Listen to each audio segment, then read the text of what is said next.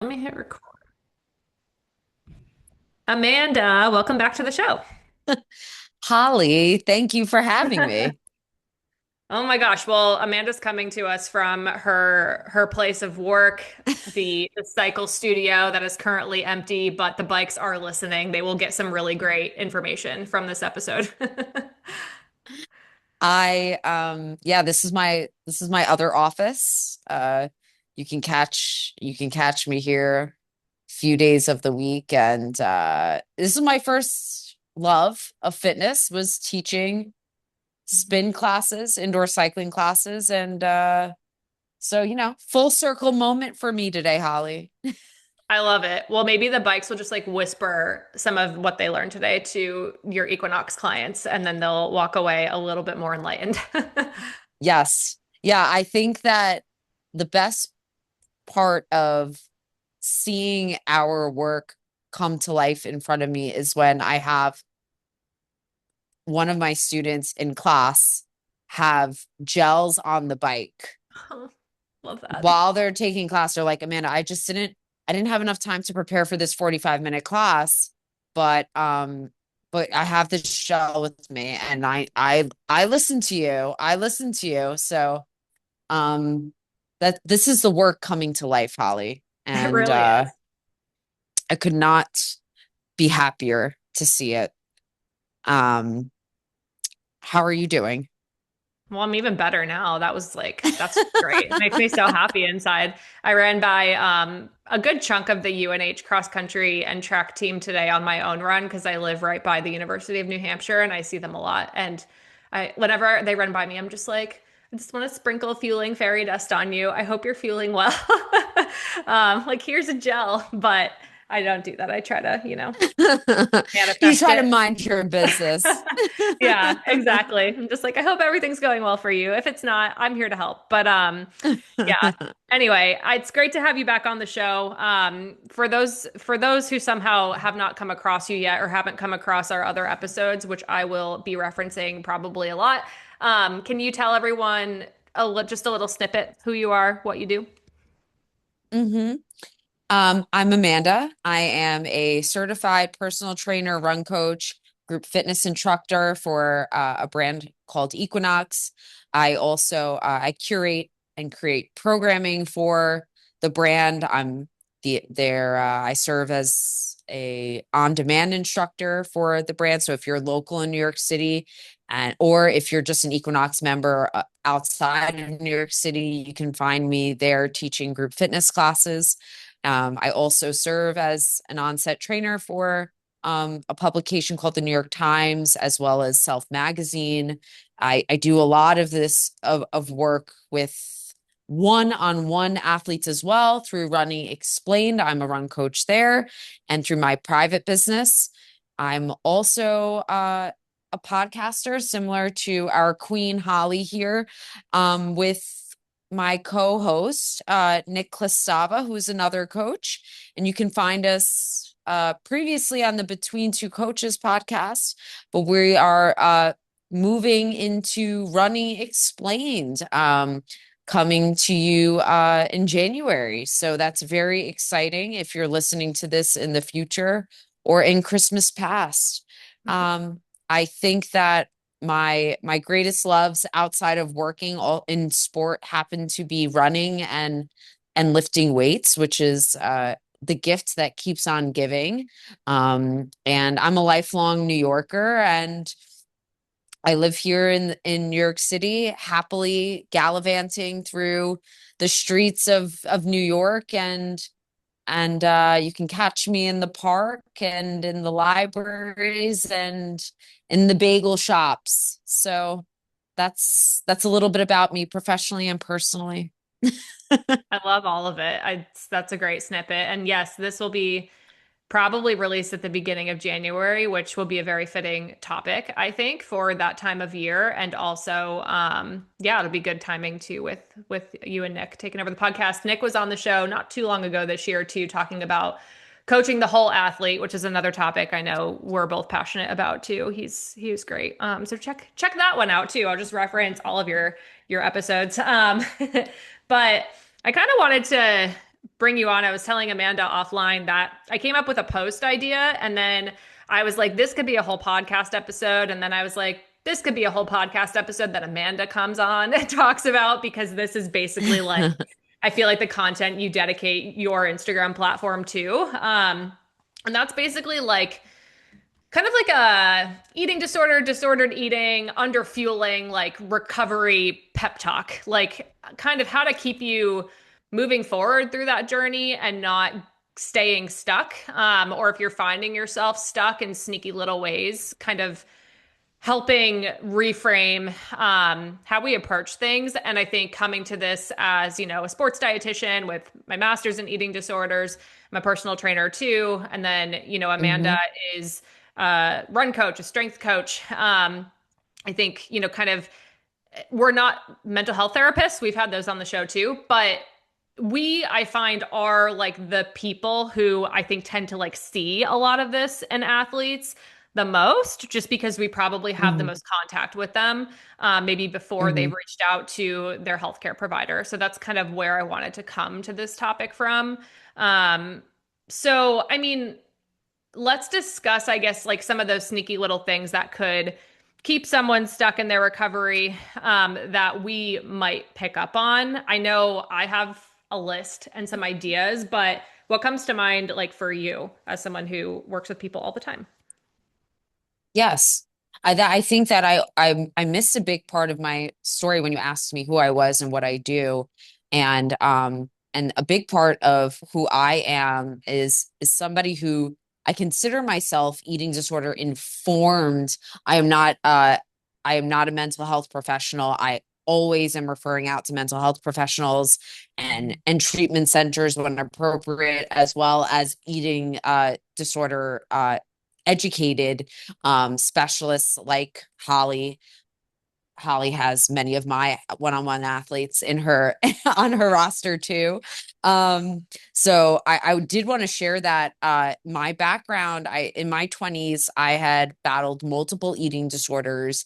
And as a result of that experience, found myself in outpatient treatment where I not only worked in a group therapy setting as a recipient of services, but as well as a sponsor in 12-step programs for others who were facing eating disorders and disordered eating. When I going through that experience myself, I was able to kind of niche down in a way the people I work with. Many of, like, if I had to quantify it, I would say between the hundreds, if not thousands, of group fitness members I've worked with, as well as my one-on-one clients, I would say probably 70% have had a relationship with food, weight, and their body that they would categorize as disordered, or a trained professional had diagnosed them in with an eating disorder. So I feel uniquely qualified to kind of to not diagnose people, not anything like that, but rather to see the signs that you just referenced, Holly, so that way we can catch them early, navigate them together, and make sure that they have a team around them that can support them through this. Because I can certainly not do that on my own, in the capacity that I work in. So I want to make sure that that's clear. So thank you for leading us into that.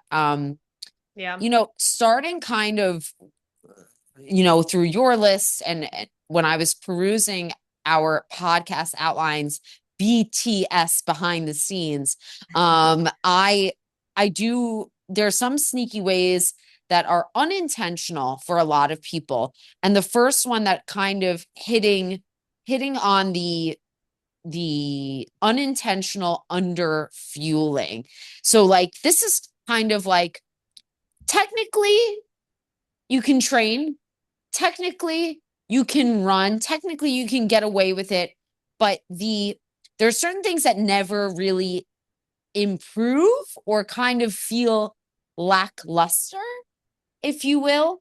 So it's like the their maybe the paces are never improving, or they're not recovering as quickly, whether that's a runner or somebody who is strength training at the gym.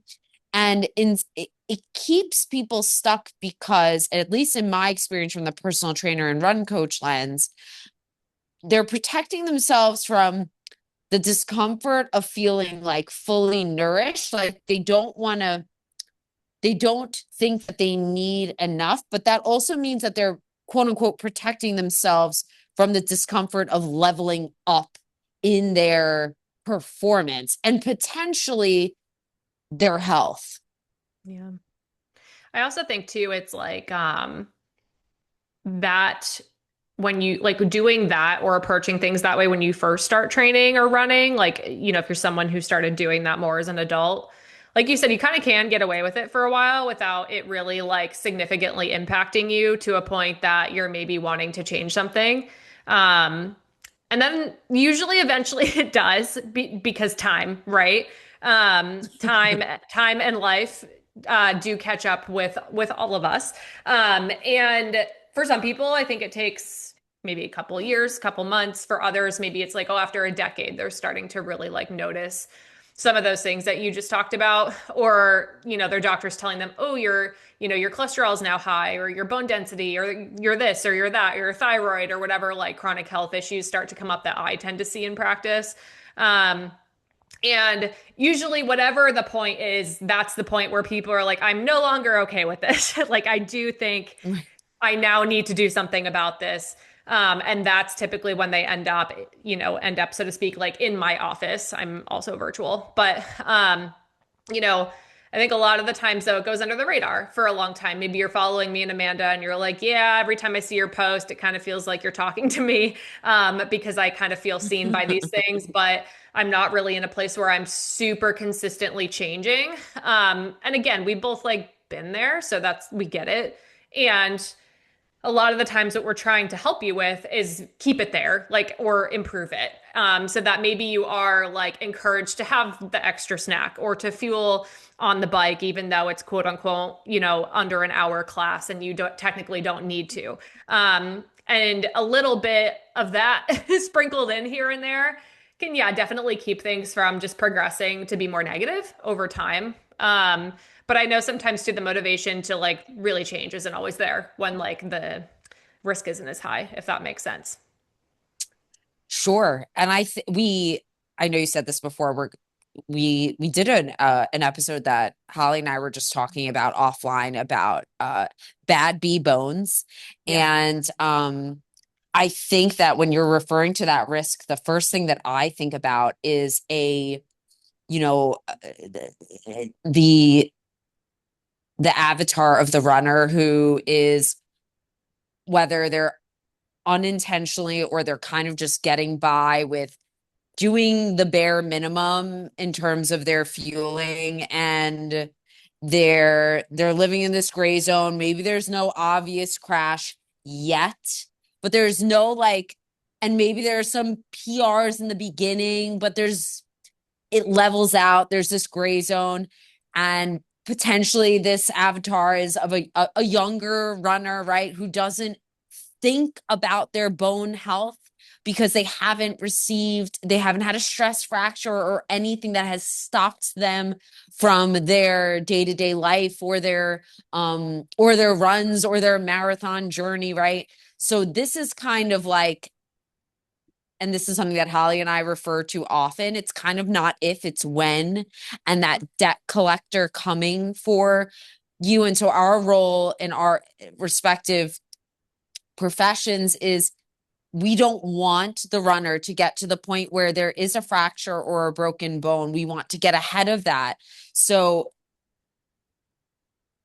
the the risk being, there are very few people I know who are of our age. I was one of them.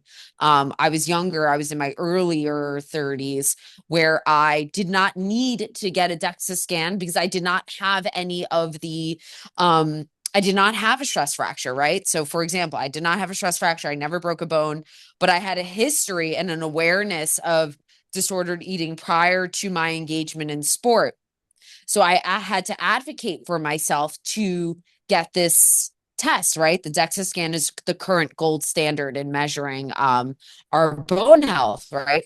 So had I not seen that risk right in front of me, I potentially would not have gone ahead and pushed past discomfort to lean into fueling more than I had in the past.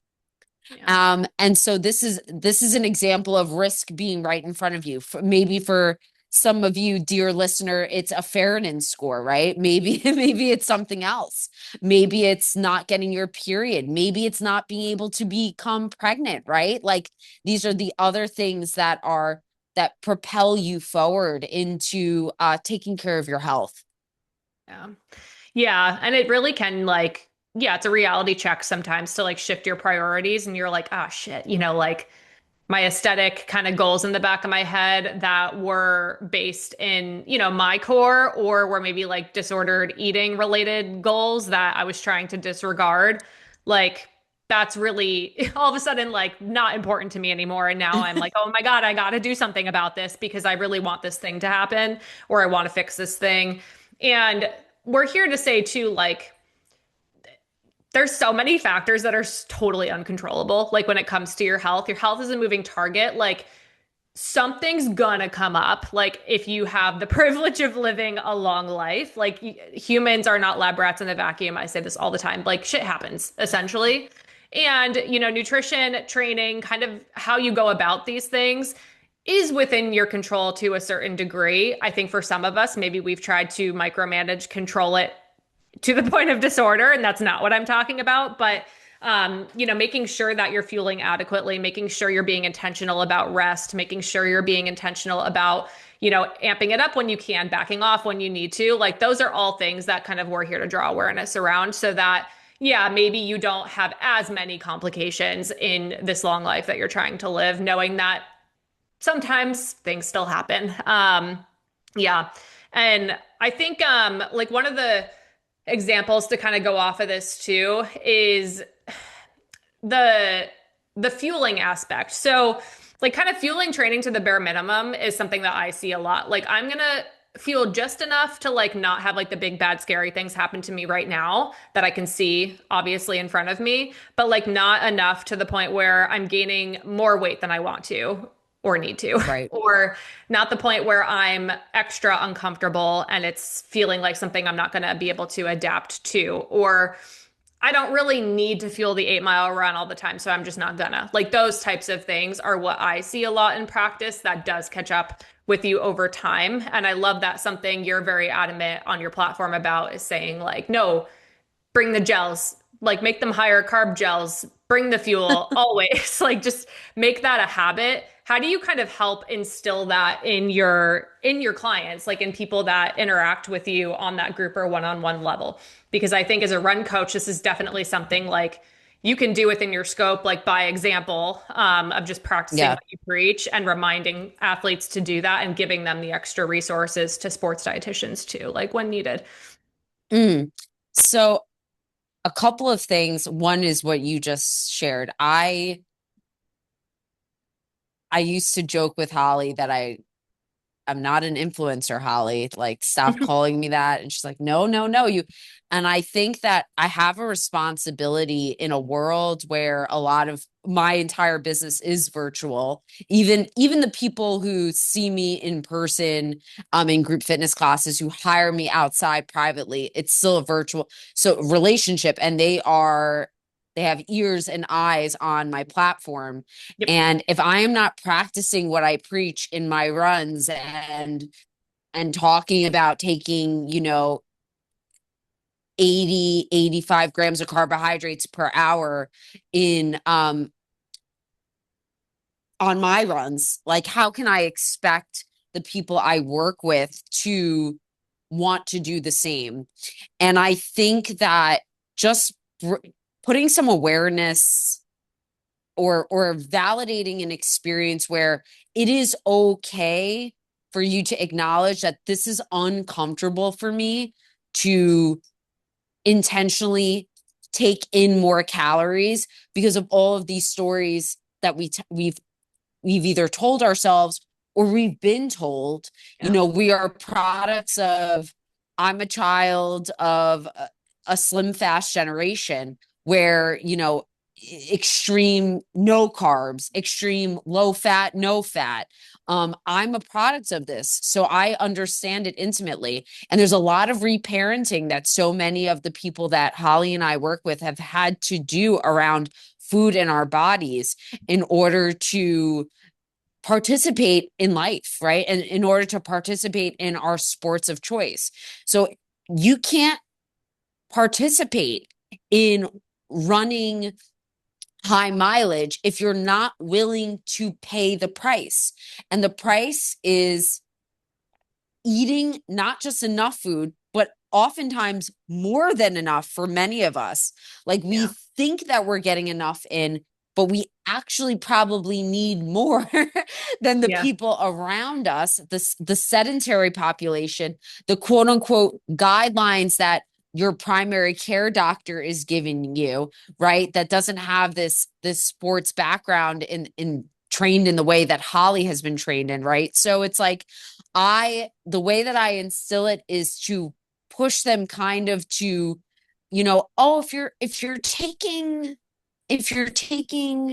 uh one of the things that I'm constantly validating or respecting is how much we need, right? So if I have somebody working with me one-on-one, a personal training client who is in a session and they turn to me during the session and they say, I'm actually feeling a little lightheaded.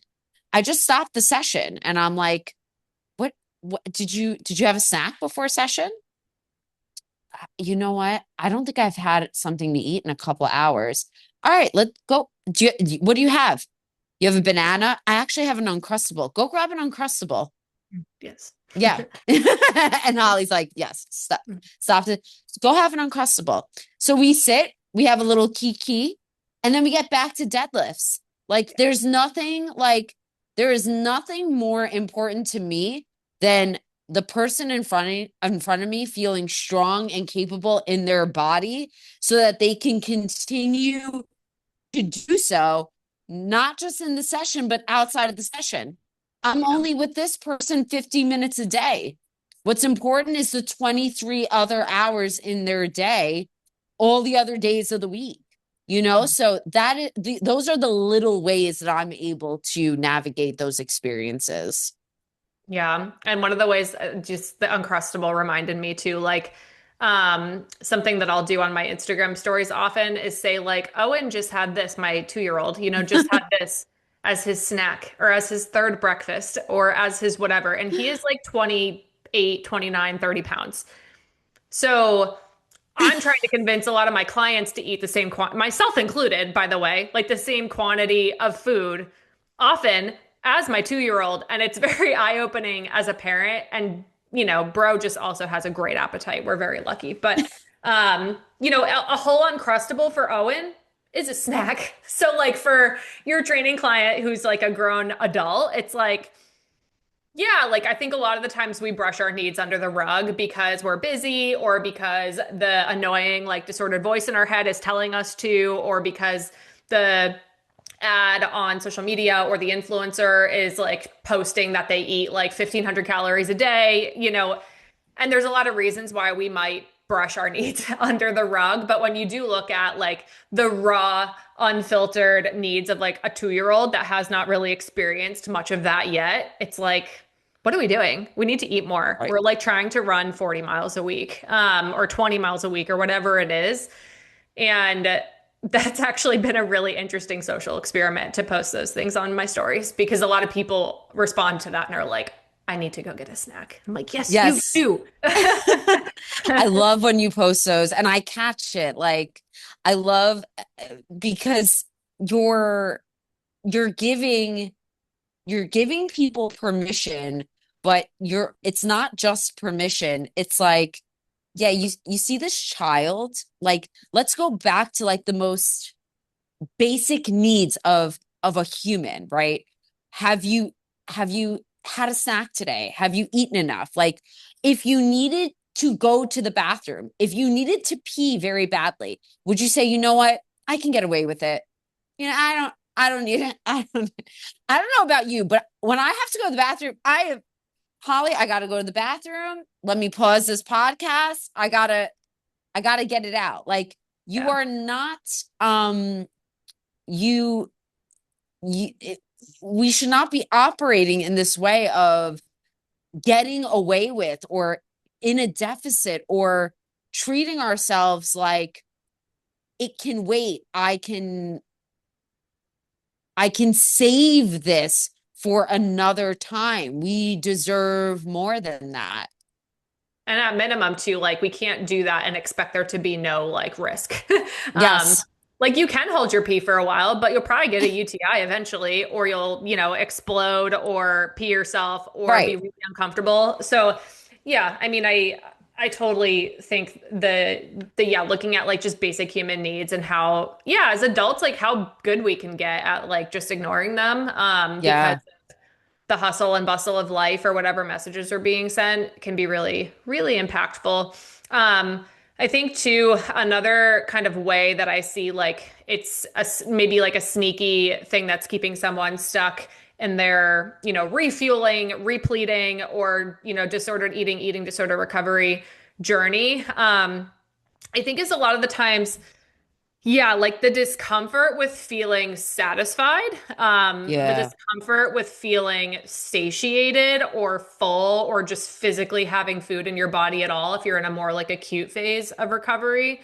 Um, and for runners, a lot of the times, I think when we first maybe start sport, like you don't know what you don't know. So you probably make some mistakes very, just like ignorantly because you don't know. It's not like you were doing it intentionally. And people might get used to that, like depleted, worn out feeling. And they equate that to meaning like they did enough or their workout was Hmm. effective or, there's kind of a sense of endorphin release, euphoria sometimes with that feeling. And that's something I talk to clients about a lot too, that can be sneaky is people are like, but I did it even count if I don't feel this way?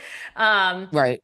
and that's something too that I'm always trying to bring awareness to. Like, no, at first, a lot of the times the repleting, refueling process is super uncomfortable because you're not used to those like sensations. But eventually it might be less uncomfortable, if not very comfortable, and something that you actually like look forward to. Can you talk about like that transition a little bit Mm. when you are starting to work out with a bit more like periodization in mind, where the goal is not to always feel like you left it all out there?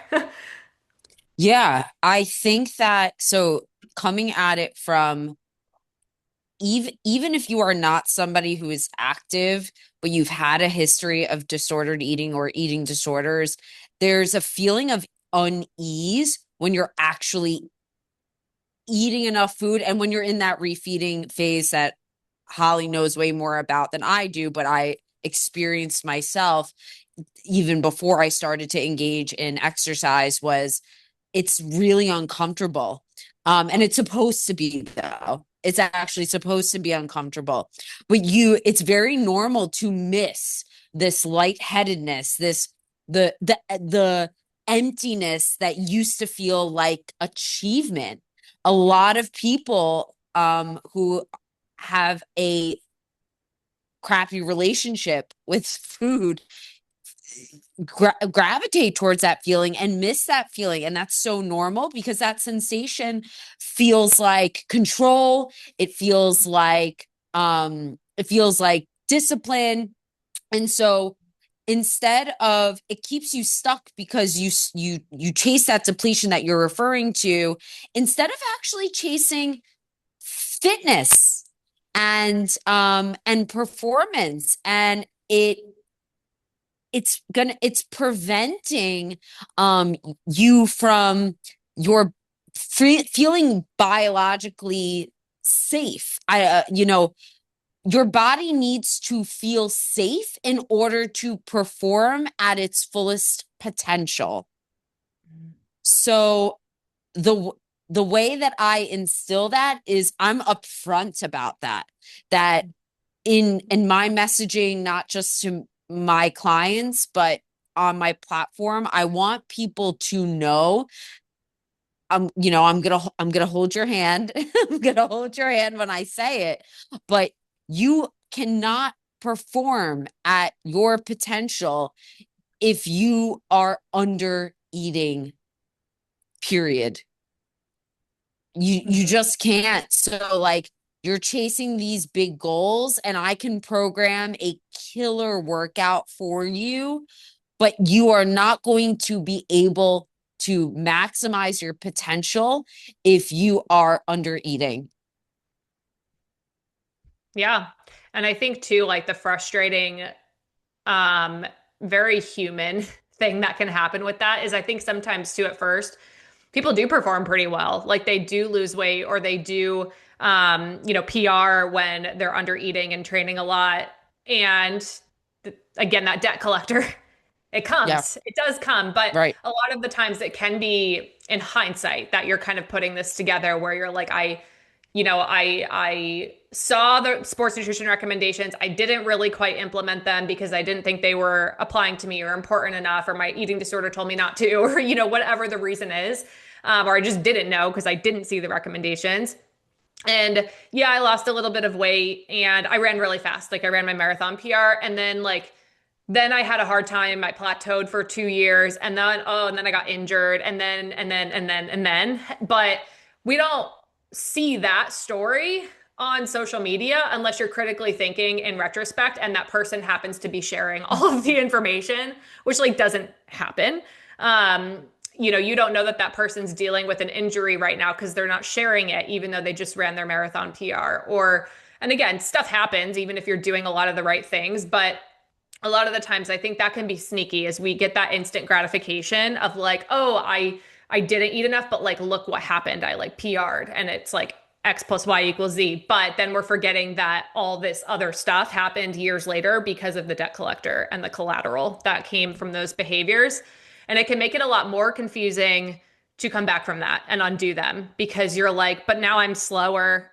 Now, I'm not PRing, I'm gaining weight, and like all of this is not working. But in reality, if you're again looking at hindsight, maybe in 3 years, you would look back and say, oh, yeah, that worked. I just didn't know it Mm-hmm. at the time. Mm-hmm. Mm-hmm. Yeah. I also think that there's some other sneaky messages we see online because what ends up happening, of course, is right? You have these PRs in the beginning. So you're of one age, Yeah. right? And then a few years comes down and maybe you're of another age, AKA you're aging, as we all are every minute that passes.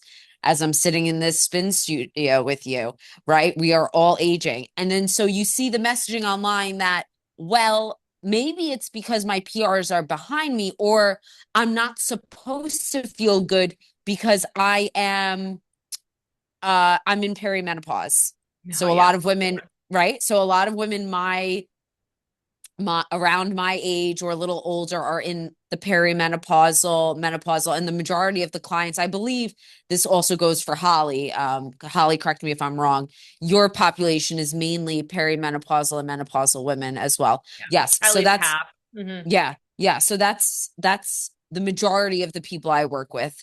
And but again, this messaging kind of like plays in a loop that I'm supposed to not feel good. Hmm. And there's a missing part of that story. And the part is what we're referring to today.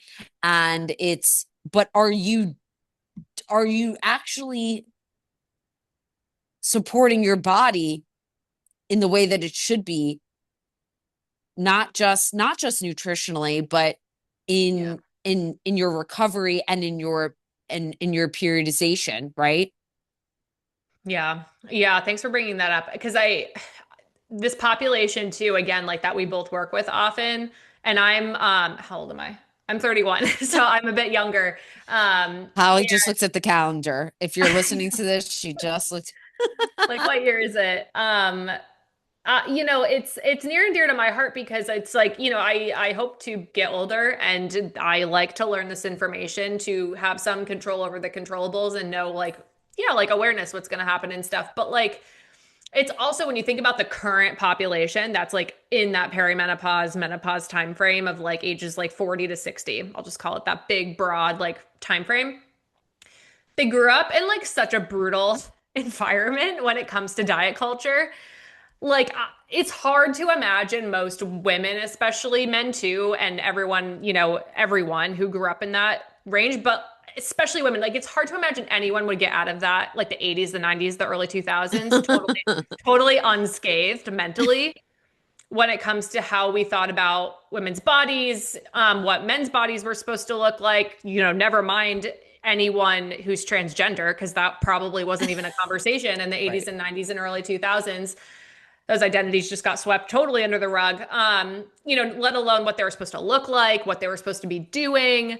Um, Heroin chic, like you said, slim fast and all these diets. For me, it was like the Special K generation, where we're supposed to just eat cereal Everything. for breakfast, lunch, and dinner. Such a brilliant marketing tactic, but like, what were we thinking? Um, We yeah, it's really weren't hard. thinking. We just weren't because we were underfueled. We needed a snack that wasn't cereal. Um, especially sad cereal. But it's like, yeah, no wonder. Like we probably weren't really fueled well or taking care of our bodies super well until maybe we started to get a bit more informed because there was a lot more helpful information shared on social media. Maybe we did have a bigger like body image positivity or more acceptance of larger bodies movement. I don't think it's the norm, but I think there was at least some movement there. And we haven't Mhm. really thought about things this way until our 40s, or our 50s. So it's Right. like, of course you're a little behind there. And I don't think it's your fault. It's just kind of what happened. So anyway, I think yeah, the conversation around aging and how you're supposed to feel and really kind of holding people back essentially can be really hard. And I do hope that maybe some other generations had that kind of revelation a little bit earlier so they can start taking care of their bone health while they still have bone density to build, for example, and that type of thing. Although now we have, whole other types of diety things happening in the media, so who knows? Yes. Yeah. It's Yeah, exhausting out here. exhausting.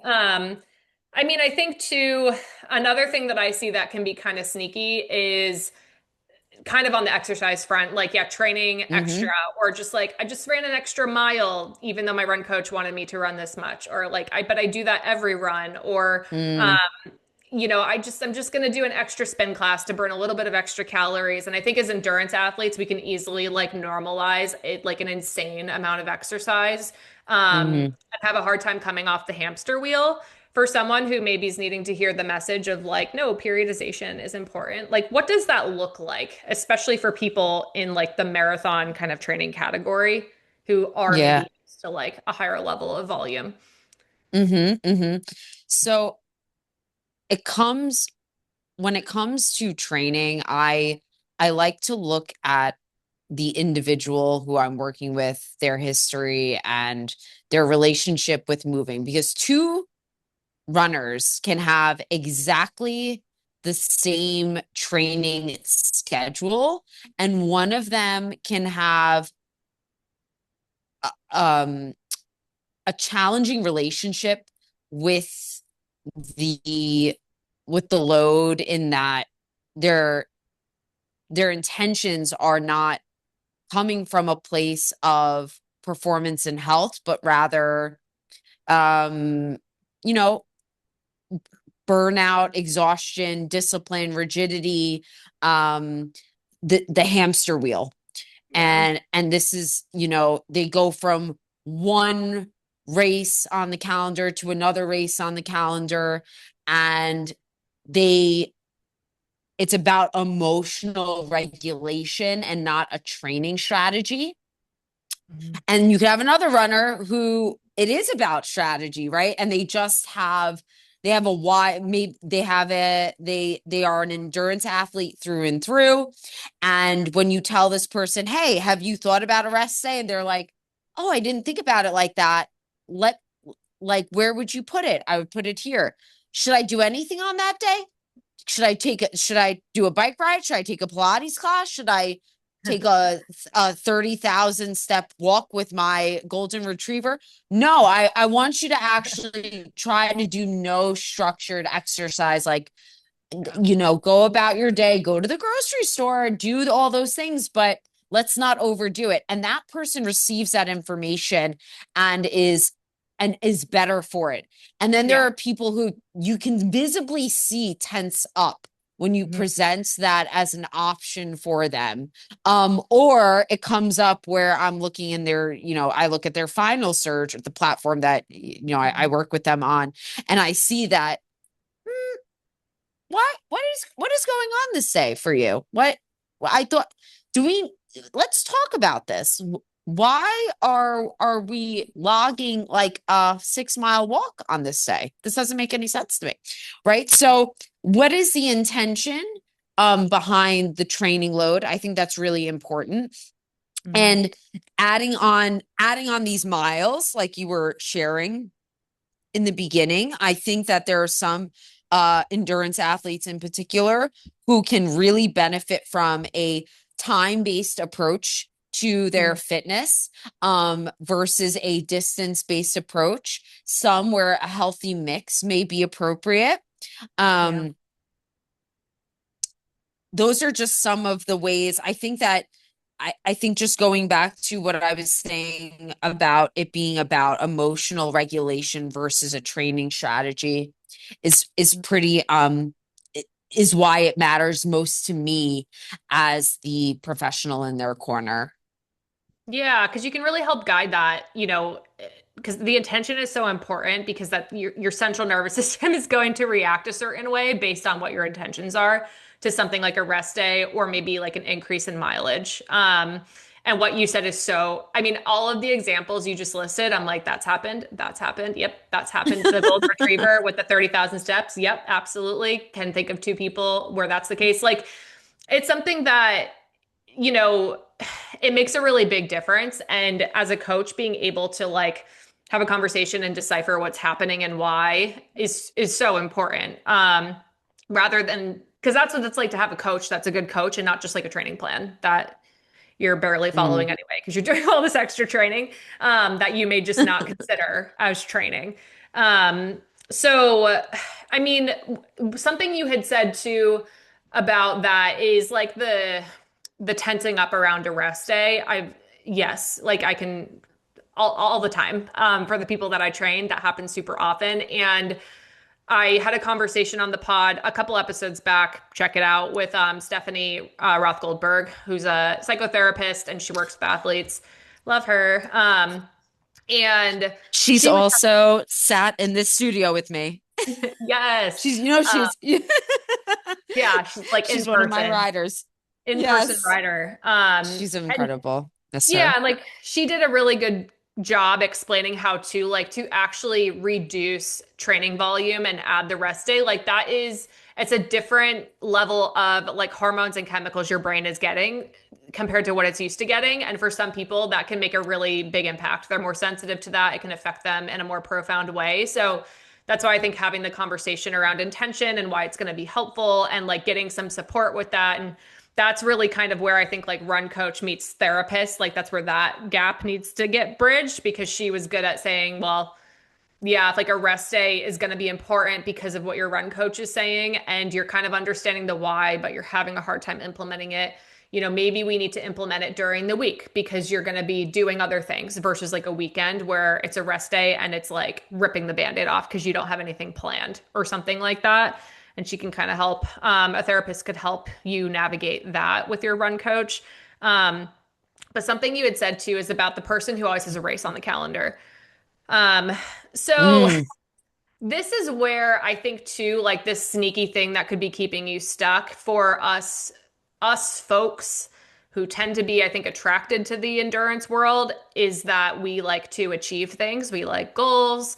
We like making ourselves uncomfortable under our own preferences, under our own circumstances and conditions.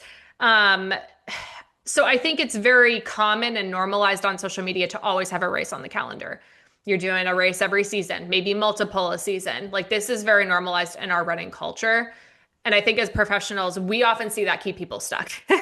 um, can you explain a little bit about how to navigate that if you're like kind of getting a light bulb here going, yeah, I do that. And like I do feel like it's making my life a bit smaller instead of bigger. You're talking about always having a race on the schedule and just saying no to life things with Yeah. when you because of your training goals. Yeah.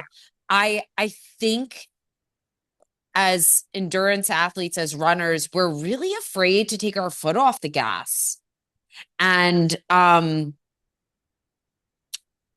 what does it look like? It can look like turning down dinners with friends.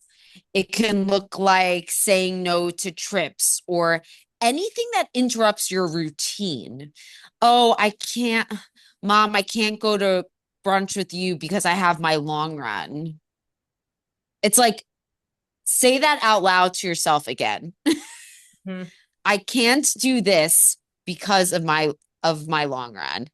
And Mhm. it's not it's I shouldn't say that if something is important to you, right? When you're in a marathon training block and you're going to prioritize those long runs before your kid wakes up, right? You're going to prioritize getting into bed early so that you could be the best version of yourself on Sunday morning, right?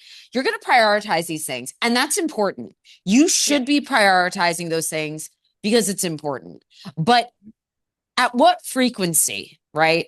Are you are you somebody who has a two marathons in the fall, a spring marathon, and you're doing a half every month because you just have the volume and you pretty much have a 10 to 13 mile run every weekend anyway. So I might as well get a race on the calendar to like, that's kind of when it's what is our relationship like Yeah. with achievement? What is our relationship like with having this medal around our neck?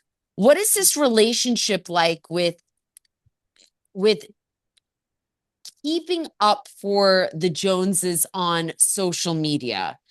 Mhm. Pushing out this message to others that like, well, everyone else is kind of going to have a race that they're going to be talking about there's going to be a 12 Instagram post race recap for the month of October, November, and December. And what about my participation in that? Mhm. And I think that it's really important to look at our relationship with sport and our relationship with wanting to be valuable and seen and worthy in this space and to take a step back from that.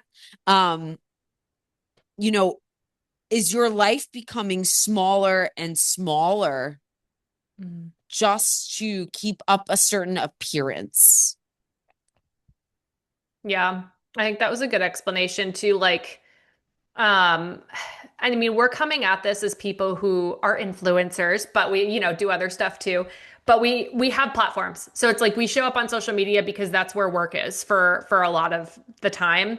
If you're showing up to and you're a consumer, like you do not have a business online, that's a very different like relationship with social media. And I always encourage my clients to really kind of take a sharp eye and narrow down who is influencing you a little bit because if when you show up on the Insta Square world or TikTok or whatever app that you use and yeah it's just like it's all Boston Marathon recaps, it's all people running 50 miles a week, it's people sharing their like double days every day and what I eat in a days that are like so small on the calorie front, they're like oh and what I eat in a days except it's for a grown adult running 30 miles a week. um, that's really something that you like, that's your brain is taking that in, it is internalizing that, and it is reflected directly in how you live your life. So, I mean, a challenge is really to get off social media if you don't need to be on it, or at least, take a bit of a digital Sabbath if you can, like a Yeah. couple times a week. And what I tell people is like assess how that affects you. Like if there was no social media, there were no parasocial relationships with these running influencers or running friends, online, would you still do what you're doing? Mm, Um, and a lot of the times the answer is no, not exactly what I'm doing. Like maybe I wouldn't feel as bad about not signing up for a race, or maybe I wouldn't feel as bad about taking that extra rest day, or I wouldn't feel as bad about not strength training for a day, you know. And sometimes the answer is like, I still really love running, but I think you're right. Like I could reevaluate how rigid I'm being with it. Would you agree? yeah, I would agree. And there was something that came up when we were when I had chatted with you before recording this podcast about some things you wanted to talk about today, and kind of the behaviors that you just identified that are promoted on these massive platforms that are disordered. They're disordered behaviors. And I've had people who have shared with me a couple of things that are quite scary to me, that they Hmm. are they quote unquote hate follow Hmm. these these influencers with large platforms who Yeah. are and they are solely influencers. They are not educators, they Hmm. are not certified professionals. They are influencers with privilege, platforms, a certain aesthetic, Hmm. and are are really concerning and harmful Yeah. to your health if you are continuing to take their content in as you just described. There's you mentioned some things, what I eat in a day, the constant exposure to body checking. Uh-huh. One of my dear friends on social media just made a post about this. I'm seeing and I don't even know how to react to it. We are seeing a lot of like headless influencers where it's just like their midsection and all of these words in front of it that are supposed, and people are taking this in. It's like Yeah.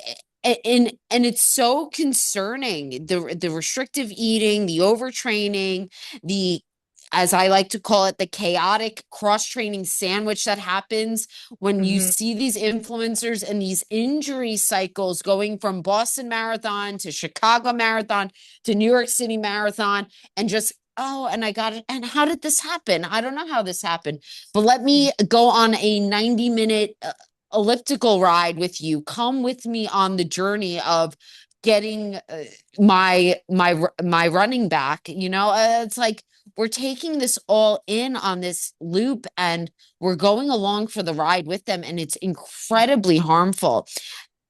Hmm. One thing that I'm noticing that people are just noticing now, but I've been noticing it for a while, is that you can see in your friends, these mutual friends, and it breaks Right. my heart when these mutual friends of mine, I see that they're liking and commenting on these pages. And I'm like, what are we doing? Hmm. What Yeah. are we doing? So the feed becomes this, like, your feed becomes this environment that is not helpful, healthful, or healing to you. Hmm. You're inhaling the same messaging all day long. Hmm. I think too, like, I know it's funny, you probably relate to this too. A lot of the times if one of those influencers shares something that's like very just obviously not nutritionally sound and people send it to me, did you see this? I'm like, no, like I don't know who No. these people are. Like, and that's not me being stuck up. It's just like I follow people who are educated in a certain way or present information in a way that I like to hear it. And like this just did not fall into, under my rock. So thank you for sharing. But yeah, I had a conversation with a client recently, and she basically said, this person's trying to, fast or go low carb, or I can't even remember what the nonsense was, going into a marathon, and I can't, they're shit talking carb loading, and I can't wait to see them fail at the marathon. And I'm like, well, what happens if they don't fail? yet, you know? Or like, what are you defining as failure? Because that can affect you. Like, that's gonna mess with your head. If you're following these Yes. accounts because you are like, I just want to see them fail. That's not healthy for anyone. And you following them and engaging with the content promotes the content in the algorithm. And it also makes it more likely that you will see other people like them in your algorithm with how social media works these days. So that's an exercise too, along with like the digital Sabbath, is unfollow these people. Like, don't, it's some of Yeah. these people, mute them, sure, but like just unfollow them. um, Yeah, right. yeah, Yeah, just why cleanse the list. and what is the and just like to take that even a step further, like what is your reason? I think people are uncomfortable. I don't know if we think so much of ourselves where like I'm thinking about people who I don't know, who I follow, who don't know me, who I don't know, like Oprah or Beyonce. I'm just thinking to myself, I'm like, you think B cares that I Yeah. unfollowed her? No, not that I'm doing that, B, but if I did, okay? Yeah. You think she cares? Like if what it is not helpful to you Right. at the end of the day, it is not helpful to you. So just get them Mhm. out of your curated feed, right? Like push this, you want to be drowned in positive messaging, that way you could be the best version of yourself when you're going to be on this small screen, and you're going to take those behaviors, those actions, those qualities into your day-to-day life. So Yeah. that's us on our soapbox. It is. It is. And I want to be mindful of your time and wrap up here because I know you got other stuff to do. But I mean, a couple other things that can be sneaky that I'm just going to read off our list here. So, Yeah, yeah, um, yeah, we yeah, have a like little time to yap, a little time.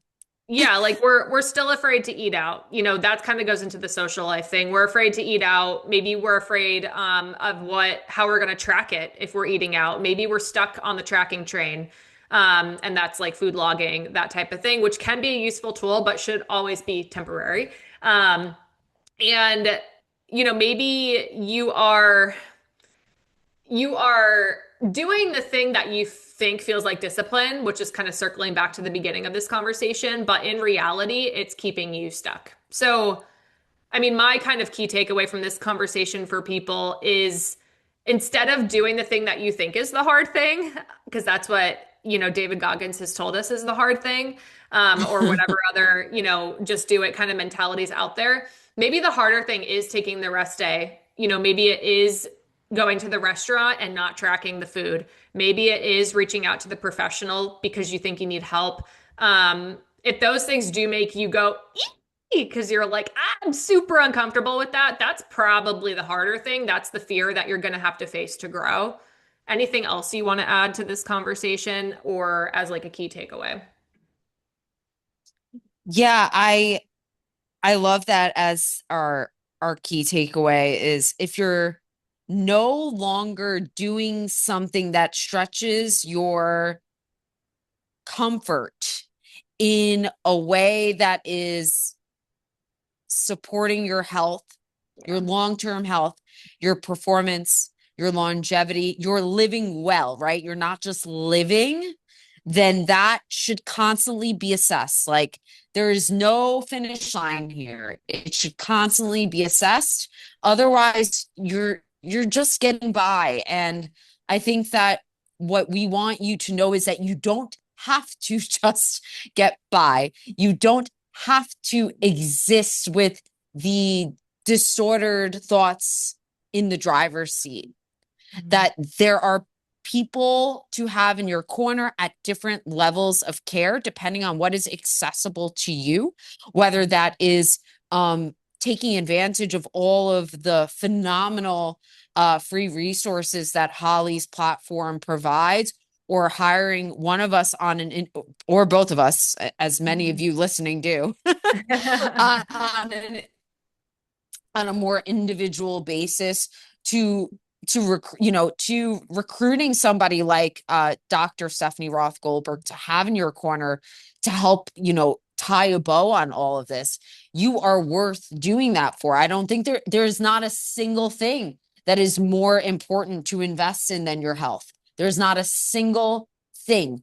And I like to remind people of that, especially when they have invested in one, two, three, 10 races, 12 races on their calendar. When they try to argue with me about like, well, hiring a registered dietitian is so expensive.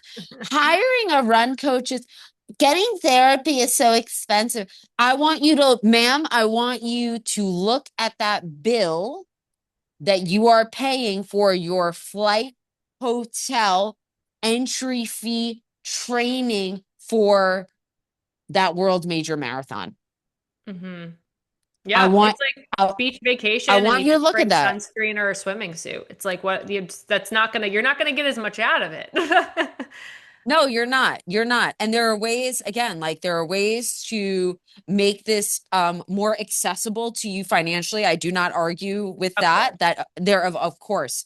But there are different levels of care that you deserve. And if you can invest a little bit into that, it is worth doing.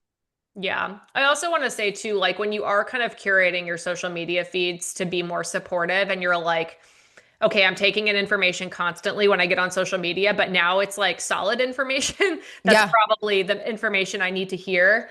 That's a really good step. It's also not where that needs to end. Like, we need to do something with that information for, people always call it doing the work, for the work to be done. A lot of it is saying things out loud, going through and critically thinking about how you could fill in nutritional gaps, getting lab work done, and having specific interventions to try and improve certain markers if they're off.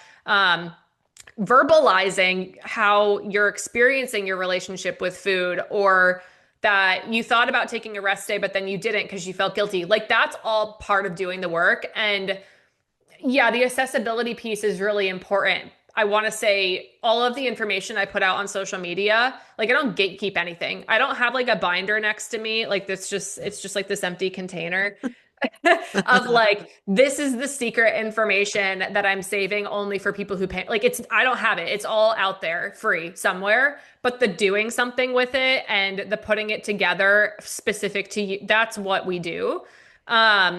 Helping you do the work is what we do. So I want to also just encourage people, if you're in the phase of like, okay, I'm taking in a lot of information that's benefiting me.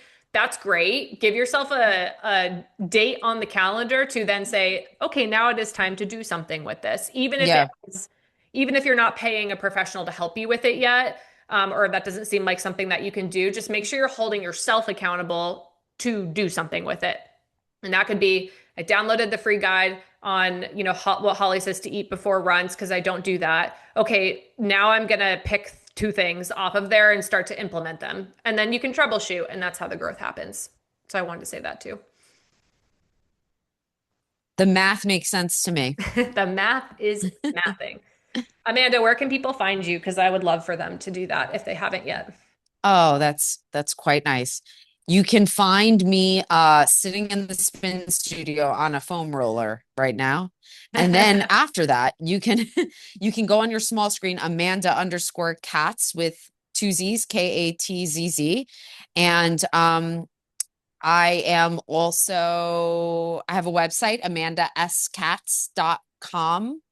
I will be you can also hear from us on the Running Explain podcast, which uh you will have access to once you listen to this episode in January. So I'm looking forward to connecting with you. Please say hello. I love chatting with folks who find the information that Holly and I put out as valuable. And it's been such a pleasure to kiki with you again, Holly. Yeah, thanks for coming on and talking about this topic with me. And yeah, you just do such a great job on your platform of like putting into words what I think a lot of these experiences are. And I'll read some of your stuff and I'm like, ooh, that's a good way to put it. Like I haven't thought about it that way before. And I know a lot of people I work with are thinking that. And yeah, I think that can be really valuable for people to fill their algorithms with if I were to get a choice in the matter. So I hope they go find you. Ditto. Back at you. Back at you. Thank you, Holly. Thank you.